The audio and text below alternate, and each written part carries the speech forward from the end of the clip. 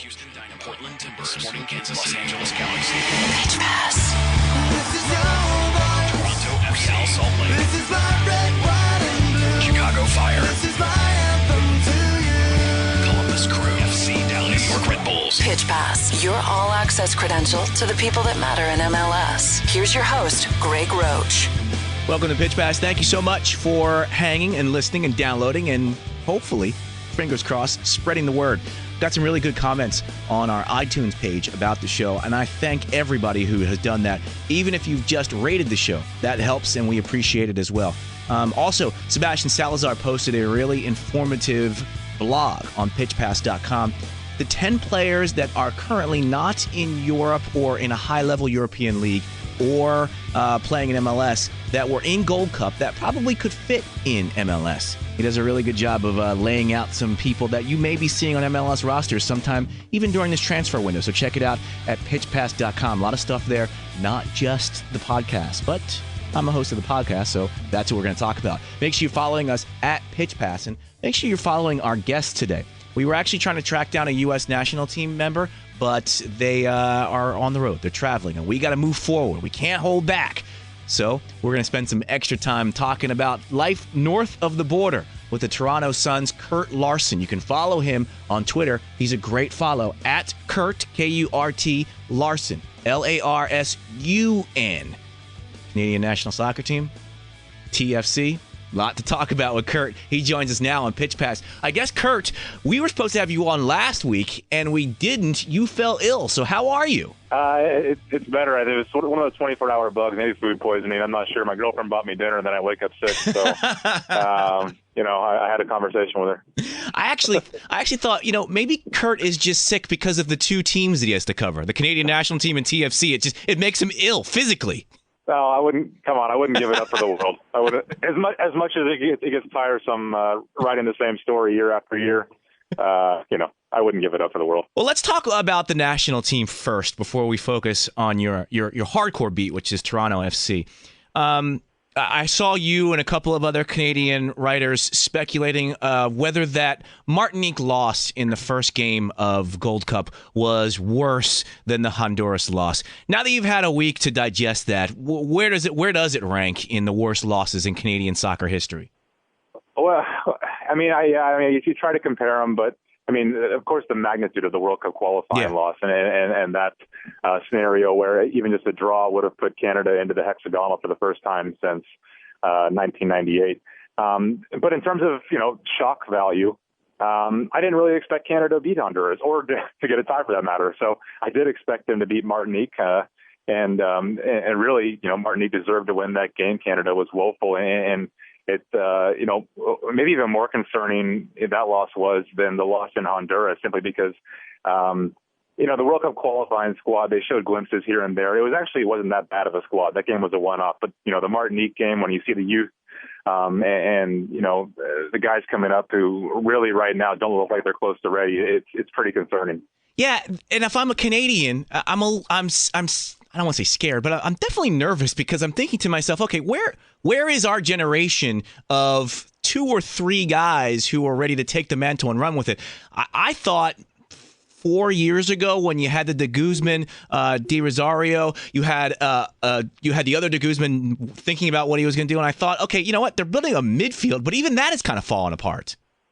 Yes and no. I mean, we also have to take into perspective here that they were without Tiva Hutchison at the Gold Cup, who for me behind, maybe Michael Bradley is probably the best central midfielder in all of CONCACAF. Will Johnson was ill. Julian de Guzman he's in between clubs, so he wasn't in form and he was wasn't in shape for this tournament. So the midfield is actually not as bad as it looks, I don't think. And then you got Josh Simpson, who's still not coming back from an injury, or he's still not back from an injury. So the midfield, it's not all that bad. And then you look at the back and you're missing Djokovic, you're missing Haino. So it was, the concerning part was that the youth didn't show well. 4 to 8 years from now, what are we going to look like? But the squad moving forward isn't as bad on paper, at least, as that showing at the Gold Cup was. And then, of course, you also lost Tybert to illness as well during the Gold Cup. Yeah, and I mean, that was kind of a disappointing loss since we're looking for that guy to kind of take hold of that vacant left side of midfield where Josh Simpson used to patrol. And we didn't really get to see enough of him. I mean, he showed glimpses in the Martinique game a few times, but disappointed to see him go home ill. And then, of course, Will Johnson goes home ill. They lose Randy Edwini Bonzu and Simeon Jackson to contract talk. So it was an all-around disaster. I mean, it wasn't a good showing by the young guys.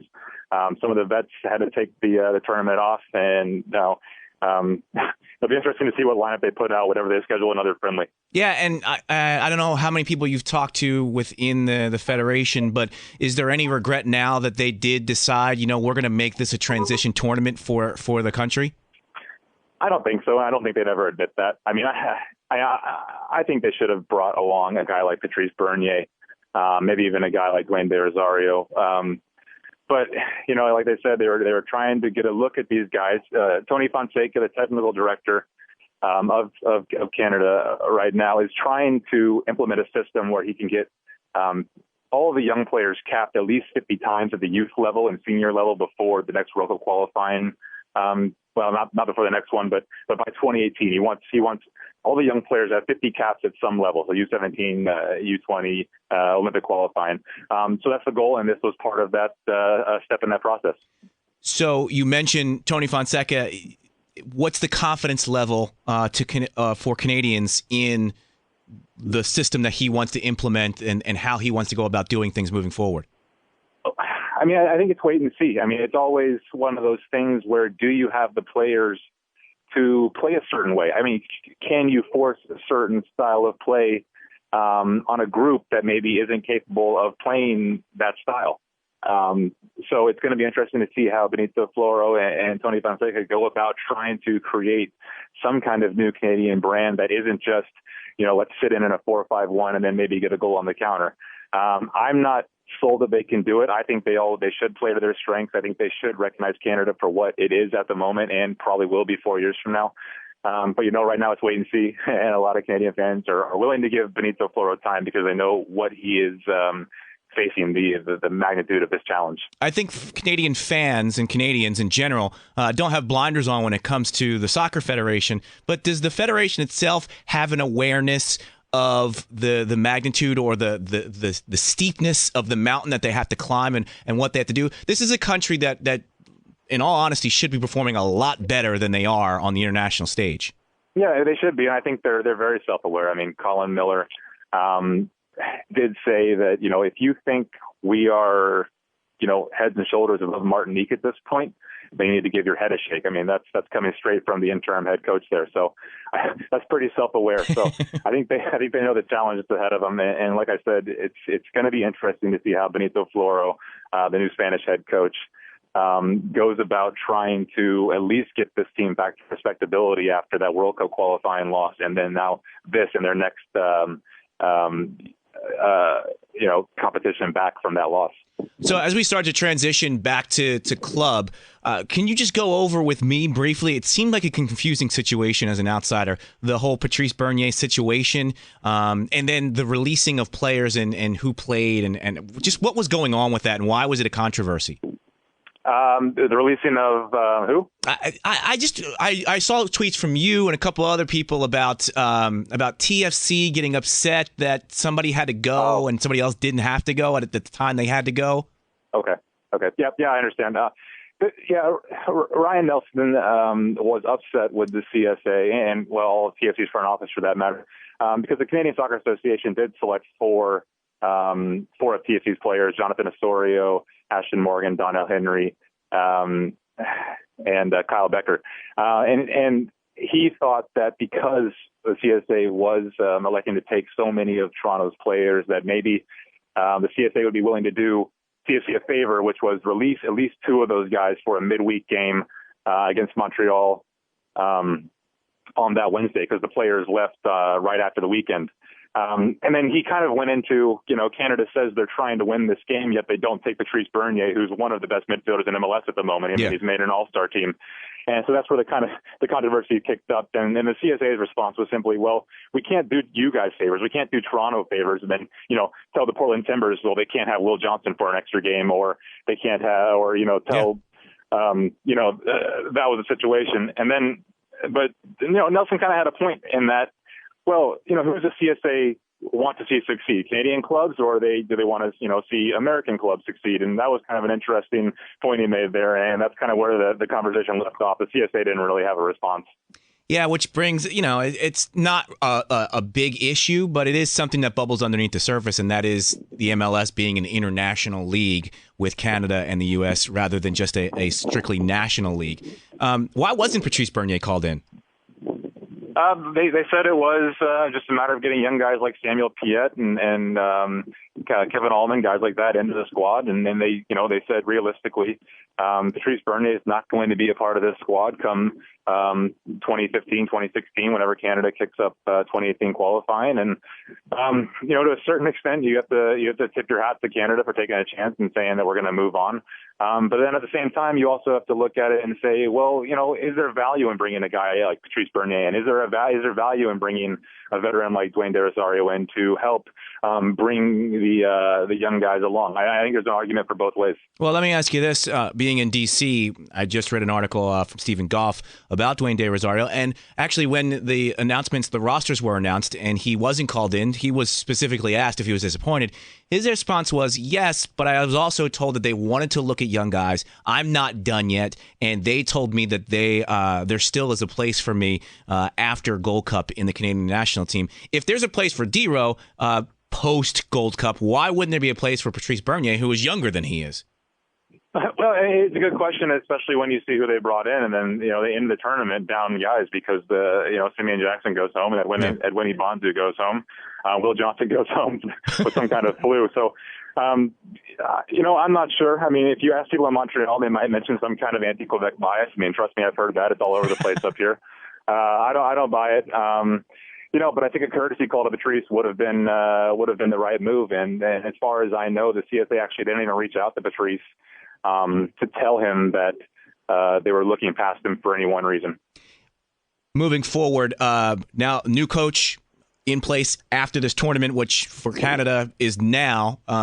What are you hearing as far as when we're going to start hearing some rumblings about friendlies being scheduled and maybe a rough idea of what he has planned for the national team? Well, it's hard to say because during the Gold Cup, they did basically shield him away from everybody. I'm not even sure he had any contact with the team. Media that did happen to travel weren't given access to him on a one-on-one basis or even on a scrum basis. So it's hard to say. I do see them. I believe there is a date in August for FIFA friendlies. I do see them taking that off. I just think after this kind of a Gold Cup and with a new coach, and there are more important things at the moment than maybe playing, a midsummer friendly against Guatemala or something. So I don't see anything in the immediate future, but I'm sure there'll be some later this year. It's frustrating, Kurt, because a Canada-U.S. rivalry for soccer would be really, really cool. I don't know if it would be at the level of angst as Mexico USA, but it would be another. They would quickly, if they had a respectable team, would be the second biggest rival for the U.S. So the fact that Canada is kind of shuffling their feet and kind of tripping up every once in a while is frustrating to Americans as well, I think. Yeah, and I think the funny part is that Canadians actually look at the U.S. as their Mexico, and as you said, the Americans, of course, still look at Mexico as their, most hated rival. But, the game they did play up here, there was good support from Canada. They put on a decent show. Yeah. And I think it's one of those situations where, maybe Canada's down, but whenever they're playing the Yanks, I think they'll rise to the occasion and make a game of it. Yeah, I totally agree with that. I guess maybe it manifests itself, or that frustration manifests itself, is that those matches don't happen as often as USA-Mexico because Canada isn't in these tournaments long enough to play against the U.S. when it really matters outside of friendlies. Yeah, it's kind of strange in the way that the U.S. women and Canadian women play all the time frequently and play quite frequently. And, I'd say both teams benefit a lot from those matches, at least on a friendly basis. So we don't know. I mean, I'm actually not sure what the relationship is between the CSA and the USSF. I mean, for all that relationship hasn't been as strong as probably it should be in bringing together games that really, are more meaningful than just, a one-off friendly against, pick your own Central American team. Let's talk TFC. You mentioned Ryan Nelson and his problems with the CSA. Let's talk about his comments, because I have a list of players that I would love to get your thoughts on. And we'll start off with Darren O'D. His comment or his quote to you was, that was a bad contract, loosely quoted, but basically saying that that contract was not a good contract to give out from TFC. Is that what is that what you want to say to somebody who's walking at the door with a lot of respect in the locker room and in the city?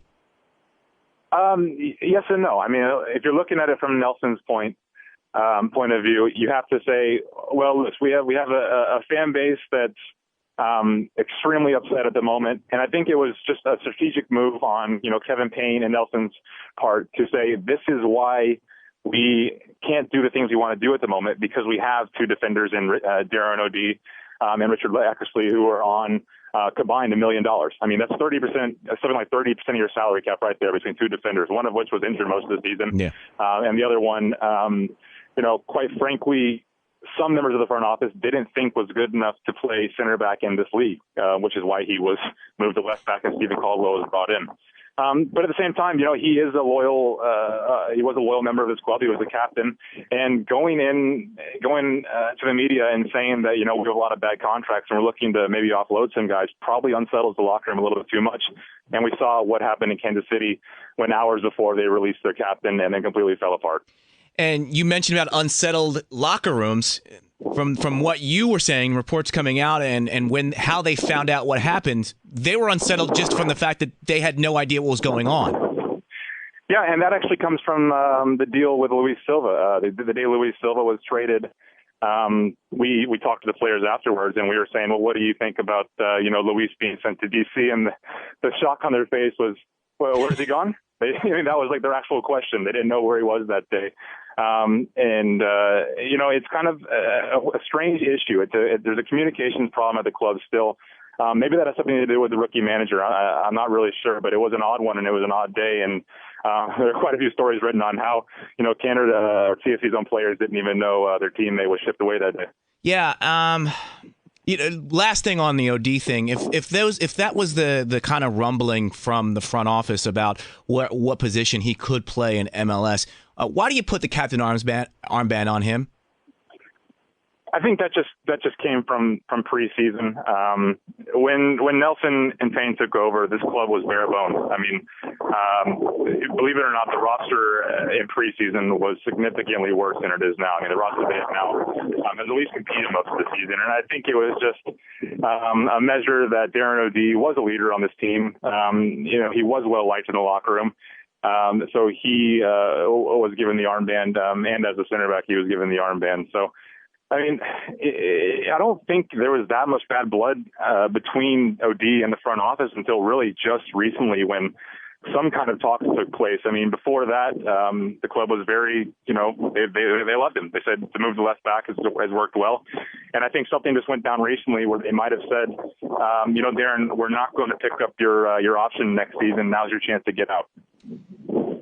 I don't know if you're numb to what's going on, Kurt, but like you say things and I'm like flabbergasted. So you said at the beginning of the season that they were bare bones, and I look at their roster now and I got a list of names that have left the team in the last week and a half, and then an auxiliary list of people that you and other people have speculated will be leaving the team in the next couple of weeks. And I think to myself, this isn't bare bones to them.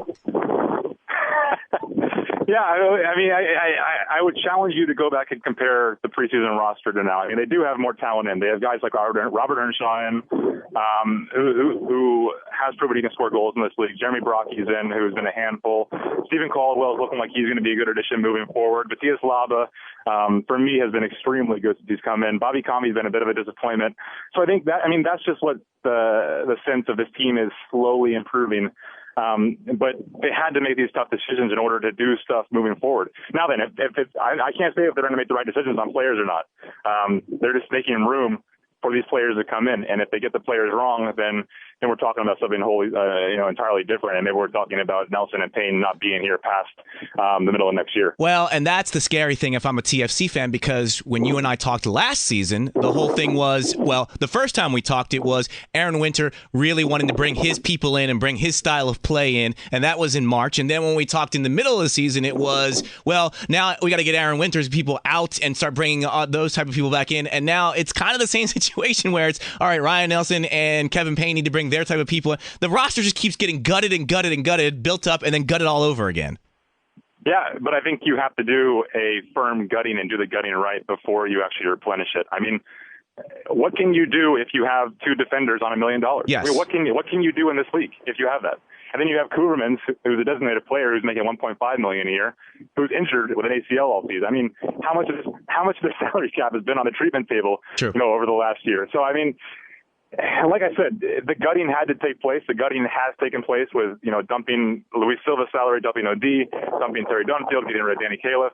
Now it's going to be the question is, do they bring the right guys in? Because if they don't and they get that wrong again, then we're going to see where we are through the first 10 games of next season. And if it's not looking good, then, I wouldn't be surprised if Tim Lewicki, took a look at what's going on in the front office. Kurt, you said getting rid of Danny Califf. He retired, Kurt. Please.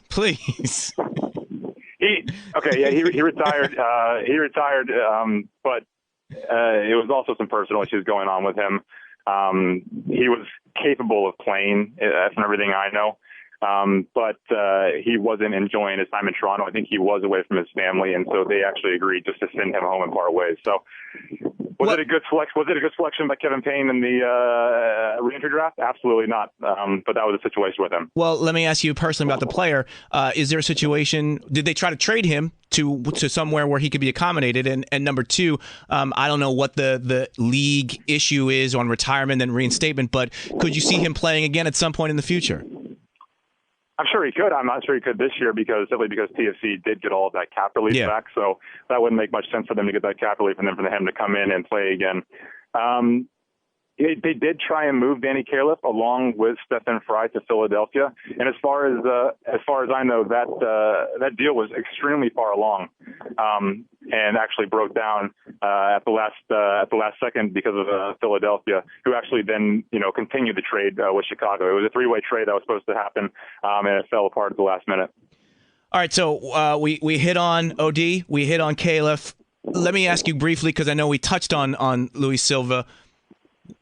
His form obviously wasn't what it was in year one, in year one and year two. Was it just the situation? Was it he claims it was being played out of position? Do you see a bounce back from Silva as he leaves one club and starts with another club?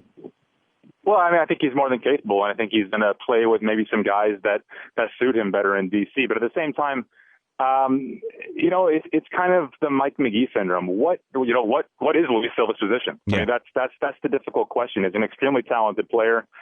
He's shown he can score. He's shown, glimpses in the midfield, but where does he excel? Does he excel in that gap between a target guy and a holding midfielder? Does he excel up top in a 4-4-2? I ask you these questions because I actually don't know, because he was moved around so much the last two seasons that I don't think anybody actually got a good look at him from a string of games in any one spot. But the ability's there. A lot of guys like him. And it's going to be interesting to see, how Ben Olsen uses him, and if he can kind of, refine that form that had him, as a top 5 rookie in his first season. So Kouvermans, Eckersley, Fry, which of those three go next, or does it not matter because they're all going to be gone in the next couple of weeks? Danny Kouvermans, I talked to a front office source, and they were interested in actually potentially coming to terms with him for another year if he, of course, signed a non-DP contract. But that was before all these other injuries hit. I mean, he's got a calf strain now. He's had a knee, another problem with his knee. And I just can't see them bringing him back almost really at any price, because he's just turning into what most players turn into in old age, is very injury prone. Richard actually has a guaranteed deal through next season, but I think they are going to try and do something with him to make his cap hit a little bit less. I don't know if that is some kind of extension where we'll sign you for an additional 3 years at this price, or if maybe they can suggest him moving on like OD. I mean, it would be disappointing because Eckersley is an extremely good fullback, but in this league, you are judged, on your salary, maybe more than your play at times. So, and moving on to Fry, I can't see him here at the end of the year. I mean, they've already tried to move him once. They tried to move him once this season, and that fell through. I mean, I guess he'll be on through the rest of the season, most likely. But Joe Bendick's the number one moving forward, and at less than half the price of Fry, it's a good decision.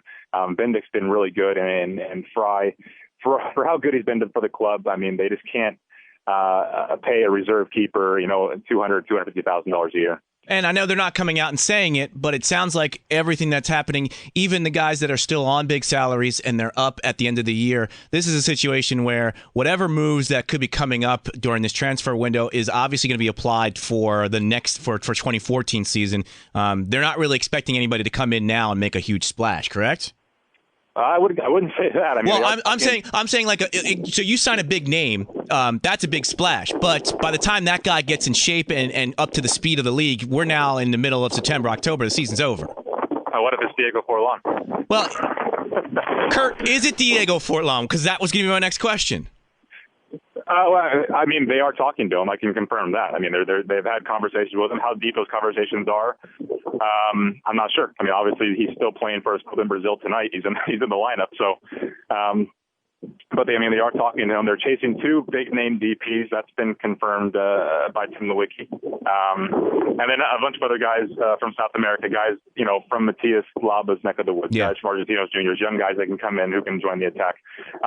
But I mean, to say that they are looking for a player that can come in and make an immediate impact is wrong. I mean, they are doing that. Whether they'll land him, it remains to be seen. Any other name you could throw out other than Forlan?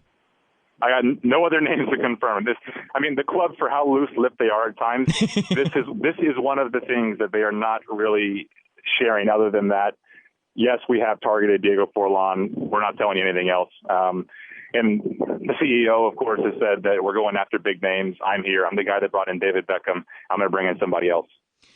They were kind of capped out when we last spoke, which was last season. Obviously, they shed a lot of contract since then, picked up a lot of allocation through the draft and through other trades. They do have money to bring in whoever they want, right?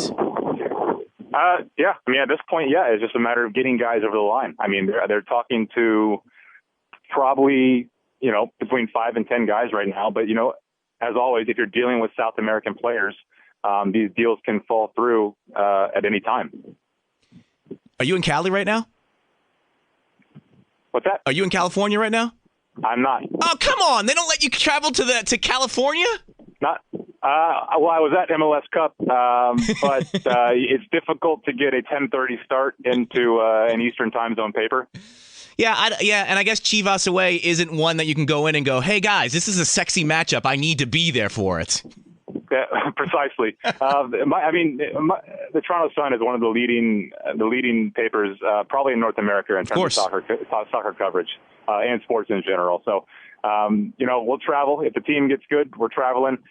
Regional games, of course, I travel. I travel to the season opener. I travel to Montreal, but we can't. It's a hard sell to get them to send me to a game against Chivas. Tough stretch for the club. We're recording this on Wednesday. They're playing tonight in California versus Chivas USA. They got to come back and play over the weekend in New York, and then they're playing again next week. Is the next week away, or are they back home?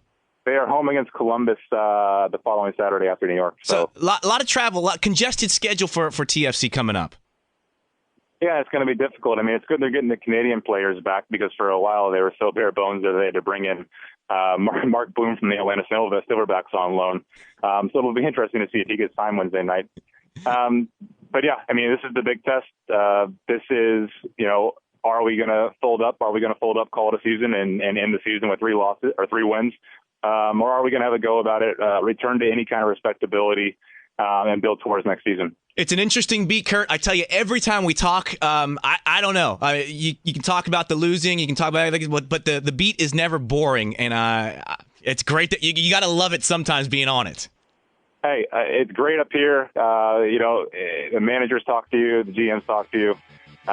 It's just a matter of getting the product right on the field. They've come nowhere close to where they should be by now, 7 years in. Kurt Larson, thank you so much, man. I appreciate it always. Yeah, man, no problem.